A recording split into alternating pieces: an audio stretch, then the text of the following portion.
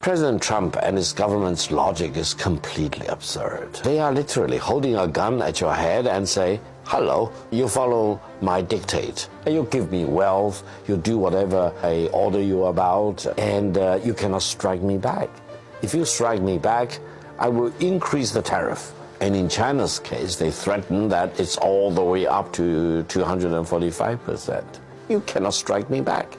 What is the logic? This is intimidation. This is ultimatum. This is law of the jungle. China will never buy this kind of story.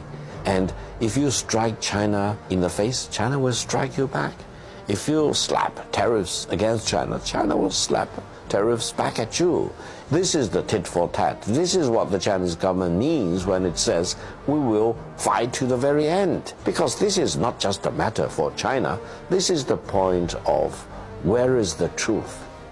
Whether you need to abandon free trade, whether you see this edifice of global trade, free market, free trade collapse because someone holds a gun at your head or at the head of the world, I would say this is truly a moment of truth. This will be the major turning point. Deals with the US, some of those are quite close to being signed, according to America. So where does that leave China?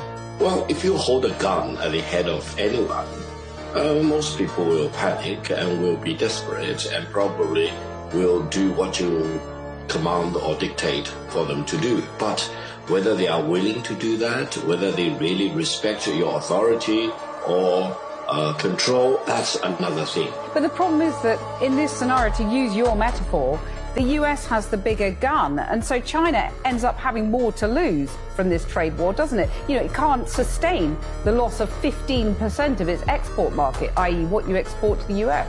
Not at all. China is fully prepared to fight to the very end because the world is big enough that the United States is not the totality of the market in the world. So if the United States wants to go in that direction of completely shutting itself out from the China market, be my guest. Yeah, and China will lose the US market, which, as I've said, is 15%. We don't care. We don't care. China has been here for 5,000 years. Most of the time, there was no United States, and we survived. And if the United States wants to bully China, we will deal with the situation without the United States. And we expect to survive for another 5,000 years. When you hear Donald Trump say China wants a deal, it just doesn't know how to go about it. They're proud people. JD Vance talks about Chinese peasants. What do you make of their conduct in this respect? If JD Vance thinks that he's dealing with the peasants in China, and I'm proud to be a descendant of the peasants, most of us are descendants of the peasants anyway, that's our tradition. We are farmers before, but now we are one of the leading industrialized economies in the world. So I'm sorry, JD Vance doesn't know what he's talking about. And therefore, I don't think there will be China-US dialogue unless the United States changes its attitude towards China. Deal with China as it is, show respect to China, show respect to the Chinese people, and don't try to impose your prejudice and biased view about China or about the rest of the world. Are you a competitor? Are you an ally? Are you a threat? How would you regard your relationship with Britain?